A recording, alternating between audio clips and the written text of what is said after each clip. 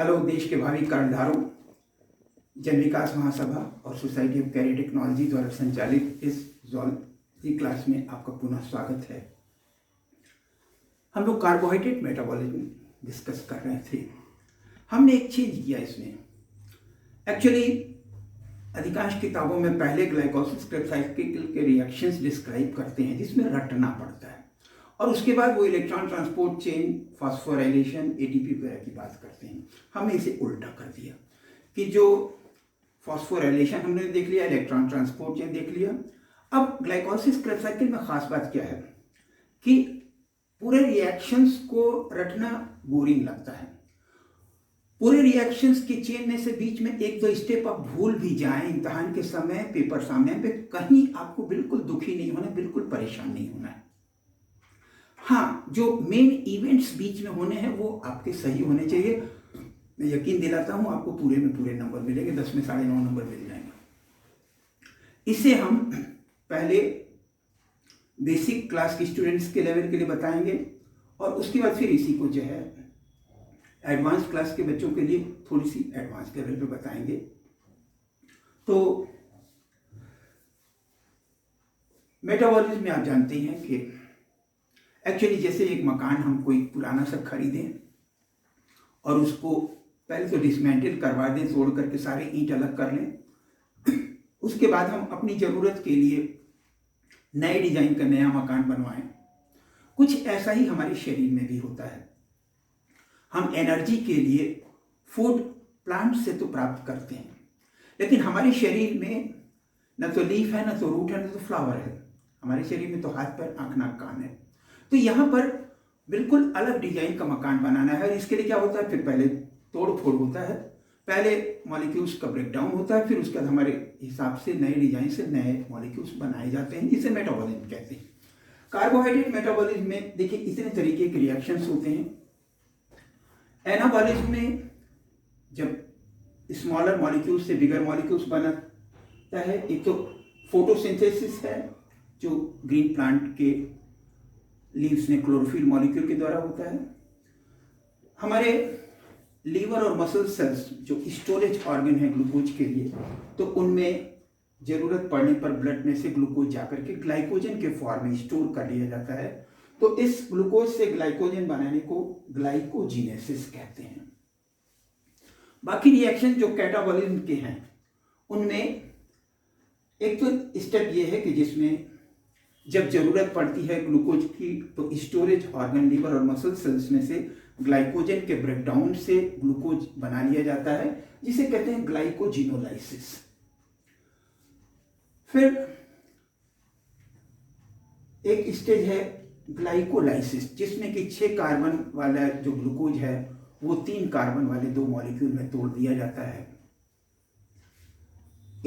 इसके बाद एक मॉलिक्यूल बनता है acetyl coenzyme A. Acetyl coenzyme एक बहुत इंपॉर्टेंट मॉलिक्यूल है, क्योंकि ये चौराहे की तरह से काम करता है। जहां चौराहे पे चारों तरफ से आकर के रास्ते मिलते हैं, तो यहाँ पे भी क्या है कि ग्लूकोज एसिटाइल कोएंजाइम से होकर के फिर ये ग्लाइकोलिसिस क्रेब्स साइकिल में जाता है। दूसरी तरफ इसी से चौराहे से होकर के एमाइनो एसिड्स और फैटी एसिड्स भी बनाए जा सकते हैं जरूरत पड़ने पर।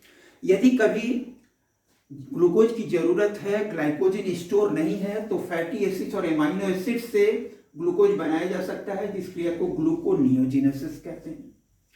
एक और क्रिया है एचएमपी शंट, हेक्सोल मोनोफॉस्फेट शंट, जिसे हम बाद में पढ़ेंगे, जिसमें 5 कार्बन वाले मॉलिक्यूल बनाए जाते हैं, राइबोज और डीऑक्सीराइबोज, जो कि न्यूक्लिक एसिड बनाने में इस्तेमाल किए जाते हैं।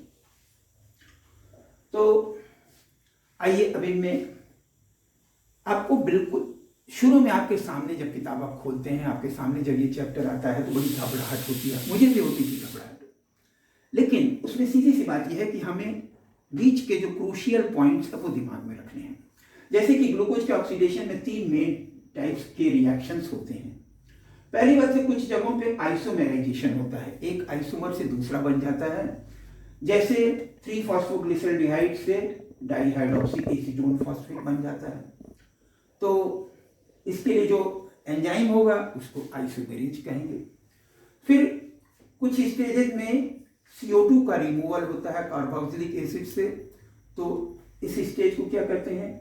डीकार्बोक्सिलेशन। और डीकार्बोक्सिलेशन में जो एंजाइम होंगे उसे डीकार्बोक्सिलेज या कार्बोक्सिलेज कहेंगे। तीसरा, बीच में कई स्टेज में हाइड्रोजन का रिमूवल होगा तो उसको डिहाइड्रोजिनेशन कहेंगे, जो एंजाइम होगा उसे डिहाइड्रोजिनेज कहेंगे। बड़ी सीधी सी बात है, यदि आइसोसाइट्रिक एसिड का डिहाइड्रोजिनेशन होना है तो उसमें जो एंजाइम होगा उसे क्या कहेंगे? आइसोसाइट्रिक एसिड डिहाइड्रोजिनेज। मैलिक एसिड से हाइड्रोजन अलग हो रहा होगा तो उसमें एंजाइम को क्या कहेंगे? Malic acid dehydrogenase. Citric acid से अलग हो रहा है तो उसे साइट्रिक एसिड डिहाइड्रोजिनेज कहेंगे। तो इस तरीके से जो सबस्ट्रेट है बस उसके नाम में जोड़ देना है। तो अलग अलग जो एंजाइम्स के नाम है जिसको शुरू में लगता है कि कैसे याद करेंगे, उसमें कहीं कुछ नहीं है। अब आइए, जैसे ग्लाइकोलाइसिस में जो भी स्टेप्स हैं उसको 3 पार्ट में बांट लीजिए और इसके ब्रेकडाउन में पूरे रिएक्शन को शुरू करने के लिए, हर रिएक्शन के लिए बॉडी में एटीपी की एनर्जी चाहिए। तो यहां भी क्या होता है कि बीच में शुरू में 2 एटीपी मॉलिक्यूल से एनर्जी ली जाती है और उसके बाद मॉलिक्यूल एक्टिवेट हो जाता है, तो फिर उसके बाद ऑक्सीडेशन शुरू हो जाता है। जैसे कि लकड़ी जलाने से आग तो मिलती है, लेकिन उसको शुरू करने के लिए पहले आपको माचिस की तीली से उससे जलाना पड़ता है, तो थोड़ा सा माचिस की तीली की आग उसमें उसको स्टार्ट करने के लिए जरूरी हो जाती है। अब बीच में एक आध स्टेप आप भूल जाए यदि, बिल्कुल परेशान मत होइए। अभी मैंने आपको बताया कि 3 तरीके के रिएक्शंस याद रखने हैं। एक तो आइसोमेराइजेशन, दूसरा जिसमें CO2 का रिमूवल है, तीसरा हाइड्रोजन का रिमूवल है, राइट। अब इसमें क्या हुआ? अब शुरू में 2 बार एटीपी से एक फॉस्फेट लिया गया, एक बार 6 कार्बन पे अटैच हुआ और फिर इसके बाद 1 कार्बन पे। तो ग्लूकोज से पहले तो ग्लूकोज 6 फॉस्फेट बनता है, उसके बाद इसमें आइसोमेराइजेशन हो जाता है तो उससे फ्रुक्टोज 6 फॉस्फेट बनता है।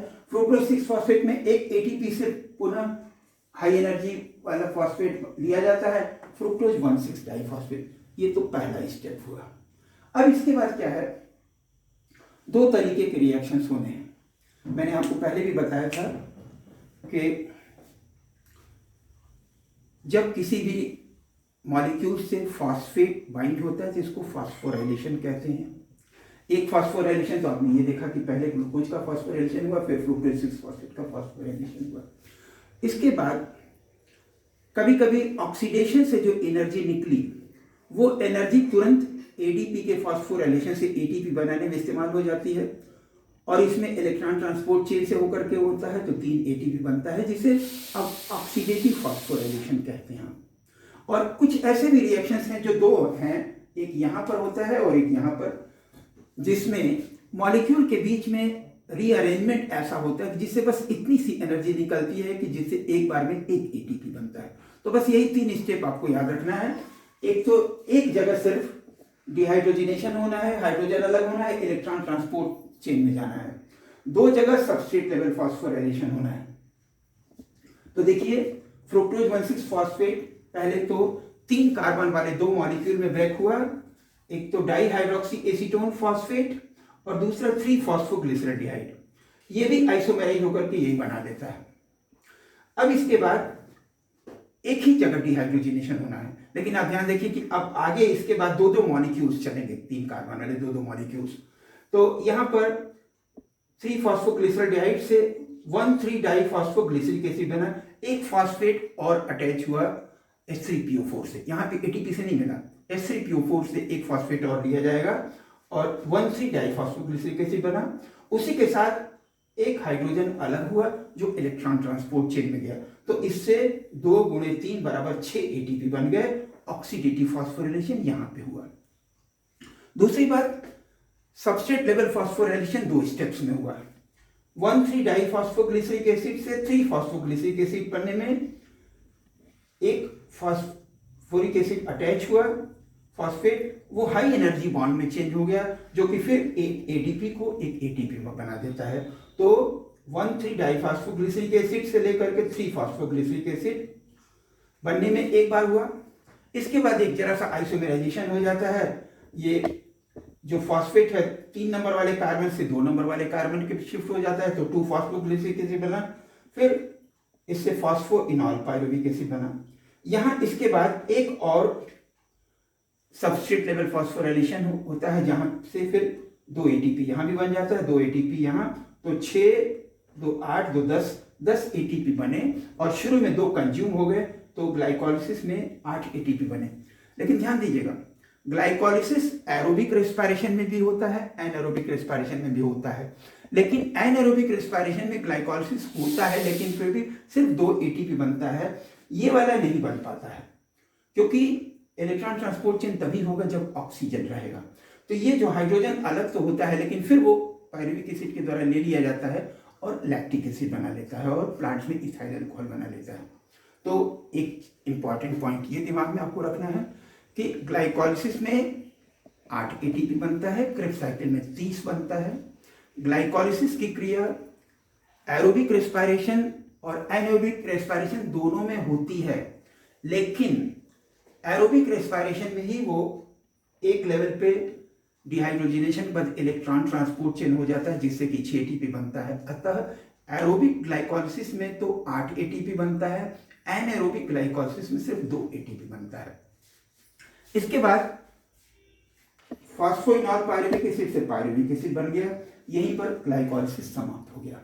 अब इस पायरुविक एसिड के 3 फेट हैं, 3 भविष्य। या तो ऑक्सीजन उपस्थित है तो ये एरोबिक रेस्पिरेशन होगा, दोनों में, प्लांट्स और एनिमल सेल्स में एक ही तरीके से, और ये क्रेब्स साइकिल में एंटर किया।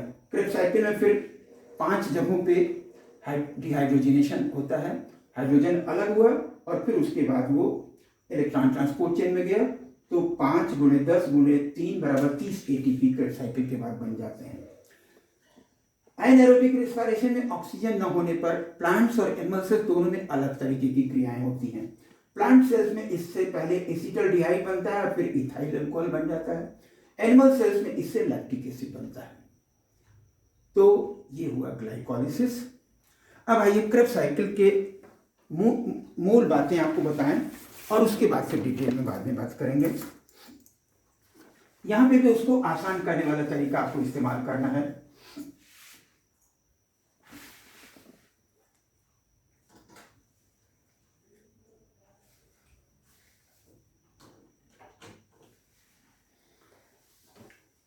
अब आप देखिए, यहां लंबी रिएक्शन अभी आपको नहीं समझना है, सिर्फ ये पायरुविक एसिड के 2 मॉलिक्यूल बने, CH3COCOH। इसमें से शुरू में ही एक CO2 अलग हो गया, और 2 जो हाइड्रोजन है वो अलग हो गया, वो NAD के द्वारा ले लिए गए, रेडिकल बन गया CH3CO। Radical as such exist नहीं कर सकता, तो यहीं पर एक कोएंजाइम A से बाइंड होकर के ये एसिटाइल कोएंजाइम A मॉलिक्यूल बना लेता है। एसिटाइल कोएंजाइम A मॉलिक्यूल अभी मैंने आपको बताया कि बहुत इंपॉर्टेंट है, कार्बोहाइड्रेट, फैट और प्रोटीन मेटाबॉलिज्म तीनों को लिंक करने का काम करता है। अब यहाँ पे ये 4 कार्बन वाले एक ऑक्सैलो एसिटिक एसिड से बाइंड होता है, जिससे साइट्रिक एसिड बनता है। साइट्रिक एसिड में आइसोमेराइजेशन होता है 2 स्टेप में, तो बीच में एक आइसोसाइट्रिक एसिड बनता है, फिर और इसके बाद एक, बस आपको समझना क्या है, याद क्या करना है, एक जगह यहाँ हाइड्रोजन अलग हुआ है, NAD के द्वारा लिया गया, इलेक्ट्रॉन ट्रांसपोर्ट चेन में गया, एक आइसोसाइट्रिक एसिड से अल्फा कीटोग्लूटेरिक एसिड बनने में अलग हुआ, फिर एक तीसरा अल्फा कीटोग्लूटेरिक एसिड से सक्सिनाइल कोएंजाइम A बनने में हुआ, राइट।